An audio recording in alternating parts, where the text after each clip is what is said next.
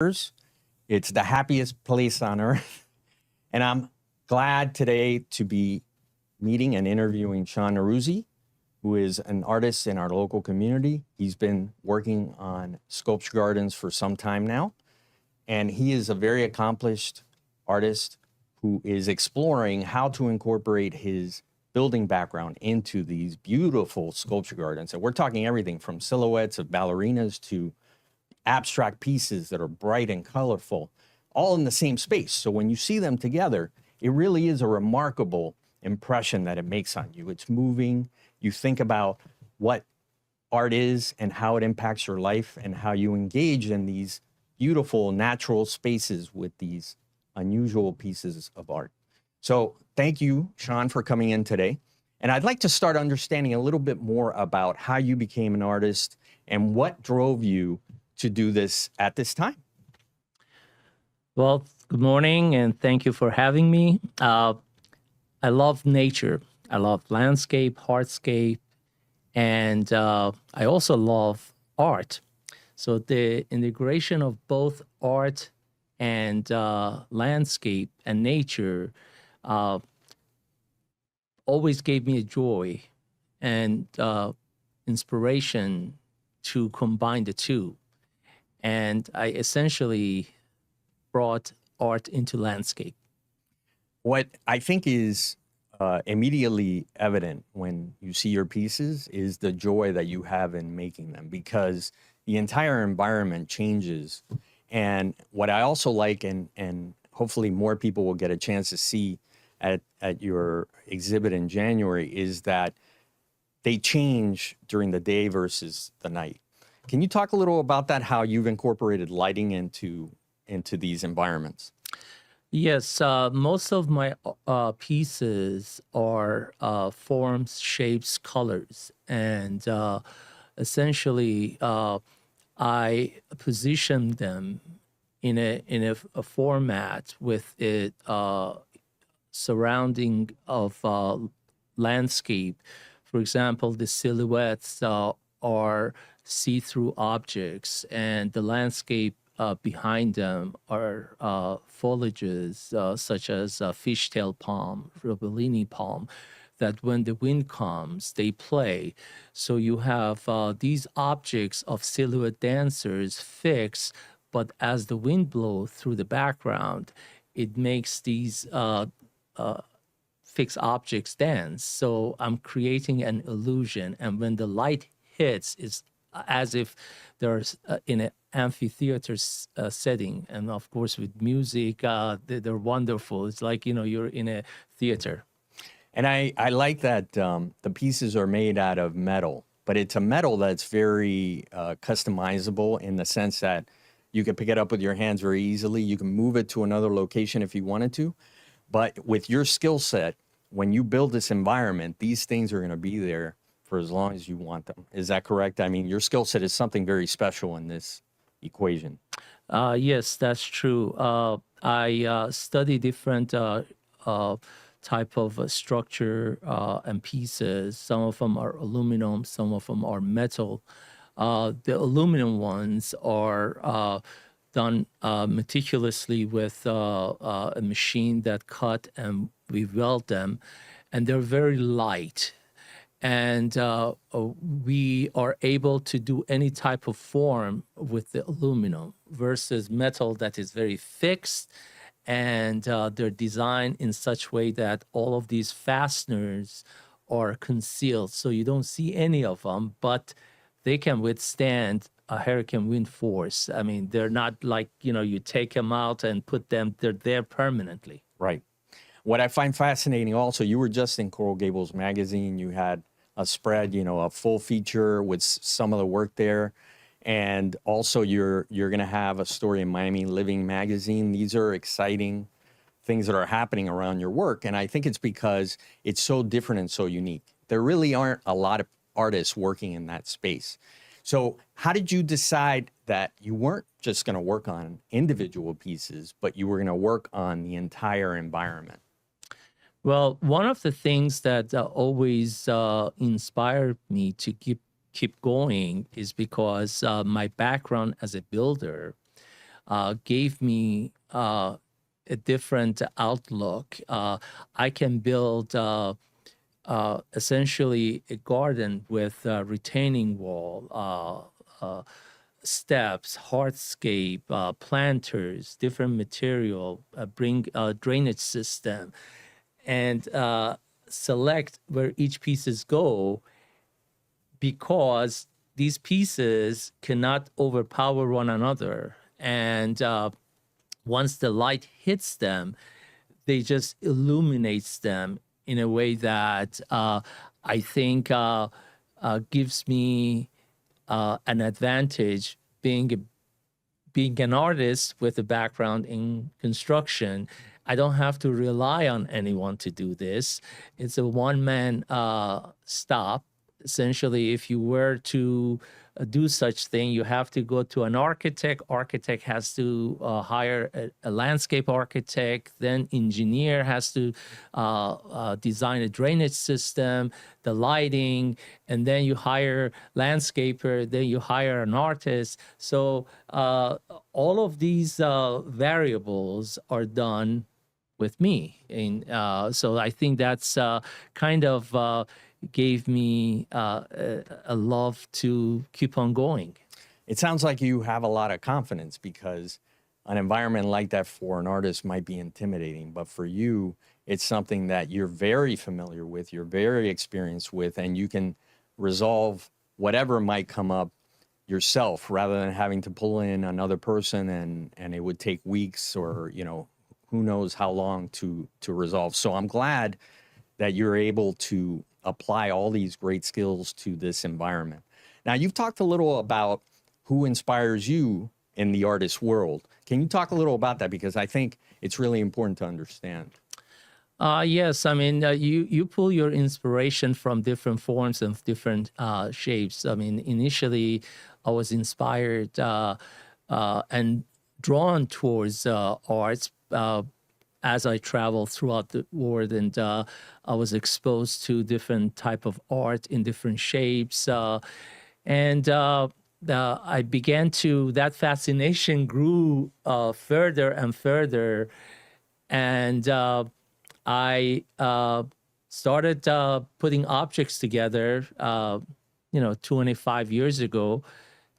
But then I was so involved with my daily business that it took a back seat. It was until COVID that I had opportunity to do some soul searching. As I was getting close to retirement, I thought, this is what I love to do, and this is what I want to do. This is what I'm gonna do, and that passion draw me further and further. And I think I use different artists. One of the artists that really motivates me is Jeff Koons. And the reason Jeff Koons does not work with his hand, I don't work with my hands. I design, supervise fabrication, and supervise the installation, come up with different design formats, implement and execute all of the construction of the garden and where every piece goes. So I don't necessarily draw a parallel with Jeff Koons, but obviously I think there's a common denominator here. Sure. And your background as a contractor, your company is very successful. Modular Contractor has been around for a long time. And this phase of your life where you're focusing on your art, you're calling it, your second life, or your second version of yourself. And I think that's something that people will find inspiration in, because many of us, me included, think about the future and think, what do I want to do next? And sometimes we feel locked into something, but you have the courage and have had the wherewithal and the discipline to focus on this and really go into it head first, 100 miles an hour from the beginning. So can you talk a little about how you have to be courageous and strong to be able to make a commitment like this, because you've been presenting yourself as a business person for so long, and now you're saying, not only have I been that for this amount of time, but now I'm an artist, And I'm excited about what I can do in this new environment, this new life. Well, it is truly my second act. And as a businessman, I've been in construction for over 30 years, close to 40 years, actually. Um, and I applied the same set of discipline to my uh, new endeavor, that is plan, implement, and execute. And an artist has a different passion than a builder or a businessman. It's like comparing General Patton with Picasso. General Patton wants to have a template, and that was my contractor side, because I wanted to get to the job site, visit the site, leave, go to the office. I was mostly in the administrative part of the site, but everything was planning. As opposed to being an artist, you want to be left alone. You want to conceptualize things. You want to plan things, and you can't have constant interruption. So the transition from a businessman to an artist was simple because I had the love, I had the passion for it. And of course, I was at a point in my life that I didn't have to worry about a lot of things that in my younger years I did economically. So that kind of put a wind behind my sail, and it was easy sailing. Sure. What I like about your pieces also is that they cover a wide spectrum. So you have whimsical pieces, Charlie Chaplin, Ballerina, and then you have these abstract pieces that are very different. And one of them is called Flame, and there are others. Can you talk a little about why you chose this very interesting palette of pieces? Well, a lot of them come to me in a very quick snap. I don't really plan on some of them. I'm looking at a piece, for example, the Flame, which is out of a structural tube, came out of a structural pipe. So as I was fabricating the pipe, and these two pieces came out of that structural piece, I was looking at them, I held them upside down, and then I saw a movement that was free floating. And immediately it happened that I said, this is what I want to do. So it was very spontaneous, as opposed to some other pieces like Charlie Chaplin. Charlie Chaplin is a very prolific figure. It's black and white. So I said to myself, I was looking at the magazine, and I saw a graphic picture of Charlie Chaplin, and I immediately imagined, what if I take Charlie Chaplin and create a silhouette where you can see through his pants with his very out-shaped pants, with his jacket being very solid, and I put color into it, vibrant color, pink, purple, red flowers, and that kind of a thing. Or as the silhouette dancers that I thought in advance, and then I did the first one, I said, okay, you know what? This one needs to have someone to accompany him. And Right. then it kept on going. Or the puppies. The puppies are a source of inspiration for me, because I go to different mountains, and sometimes I see puppies, and they have different character as the wind blows. And then I created these objects with different color, so that it brings movement and colors and light always changes design. What I like about the poppies is that they are all different. And you're talking about color and design. It's a stem, and then it has a cup at the top, and they're how many, like 24 together, something like that.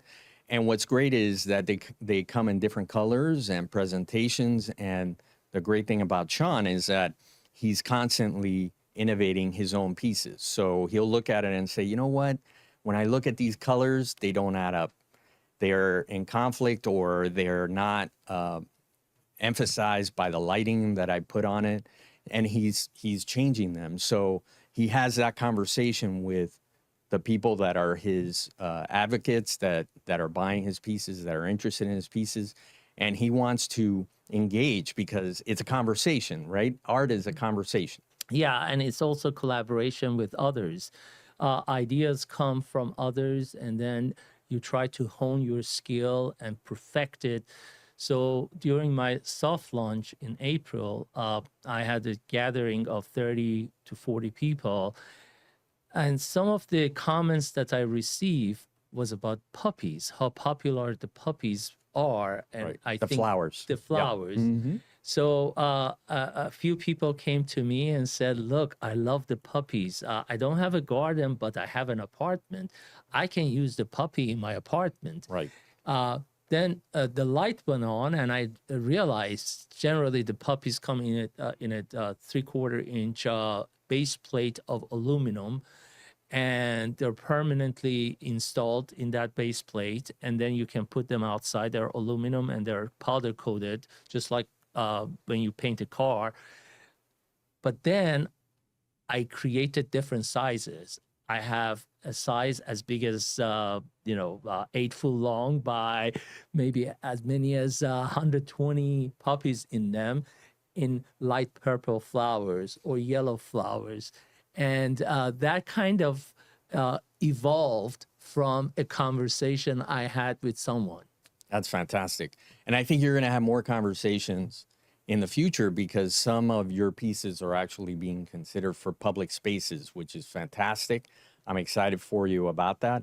And I think that what it's going to do is allow more people to see you in this new second phase of your life and understand how passionate you are about the work. Because again, when I stood in front of this sculpture garden, that's the thing that I felt. I felt happy. I felt like this is what art can be. It can be something that inspires people to feel joy about their natural environment in their yards and in public spaces. To close out, how would you describe what your goals are here? Well, my goal is to keep on going. I'm sitting in a boat. I have a compass, and I know the direction I'm going. I'm passionate about my art. I'm very hopeful about future.